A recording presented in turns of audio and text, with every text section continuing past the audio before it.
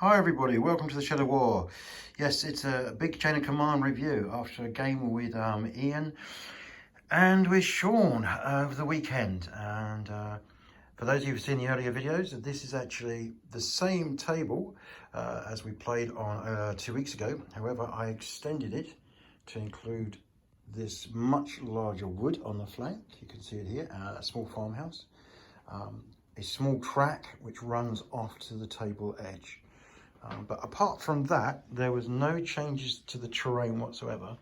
But as you can see, if I pan back, the board is much bigger now and gives a lot more of a challenge to both defender and attacker. So as per in the first game, we had an American US Armored Infantry platoon with 4 Sherman tanks in support, 10 support points, versus a Heer platoon with 23 support points. Defend an attack scenario and let the fun begin. And it started off pretty damn awful for the Americans, I've got to say. Per drove on his half-track with a senior leader and a squad on. Promptly, Sean deployed his Pack 40 over there on the tree line. Rolled, hit it straight out, bang, bang, blowed up.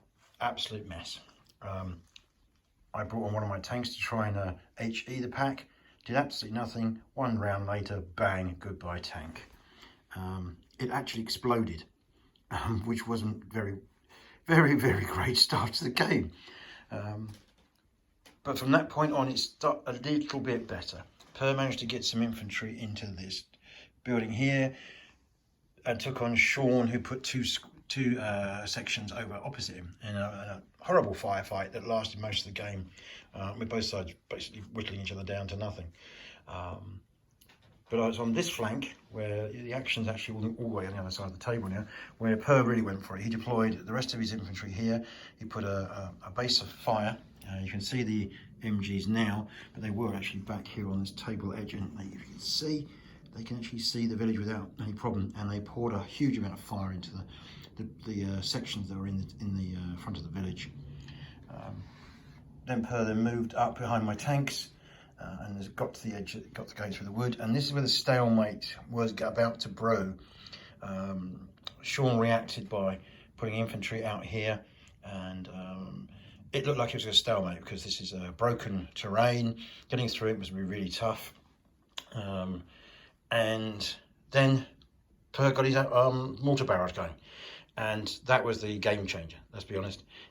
He managed not only to hit the mortars once, he got them I think 4 out of 5 times that he asked for them, and he got all the tubes that he wanted as well.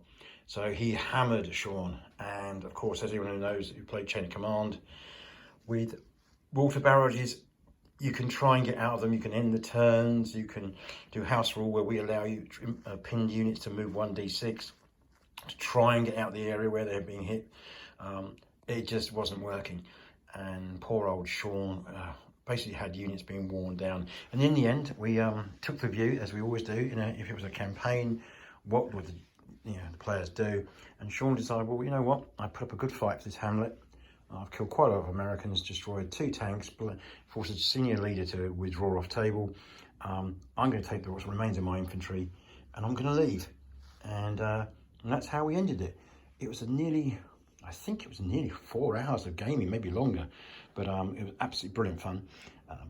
The flank obviously gives the Americans something to work with, stretches the Germans. One big observation is that tanks really, we already knew in normal Chain of Command that they can be brilliant, but they can also be rather expensive and sometimes quite useless, because especially against the Germans in 44, 45, you don't want anywhere near a Panzerfaust or a Panzerschreck range because they'll probably go up. So I had 4 tanks, and these Shermans are only firing 5 HE dice. They are not doing a lot. And Pack 40s have gun shields, which help them. They're in the woods. Yeah, I know you get the HE effect of effective reducing cover, but a gun shield puts it back up. So it was really difficult, and if I was doing it again, I would actually trade in the 4 Shermans for another US Armoured Infantry platoon or just a normal infantry platoon. I think they'd be far more flexible in this sort of battle. But that's not the point. The point is you have to work with what you've got. And great fun it was too. Warren's coming over on Saturday, as is Ian. It's going to be a bit of a training game for Warren. He's never played Chain of Command before. And we're going to have a smaller version of this table, so he can get to grips with it. And we'll probably replace the Hamlet with a small farm, some barns and stuff, and he can work with that and start to find out how difficult it is even to just take a small farmhouse for a determined defender. Anyway, having great fun with this. As you know, I love my snow games, and we'll continue to play this on Saturday, but I think after that it is coming down, because I promised someone an American Civil War game, and I've got to get that set up. Cheers everyone, take care.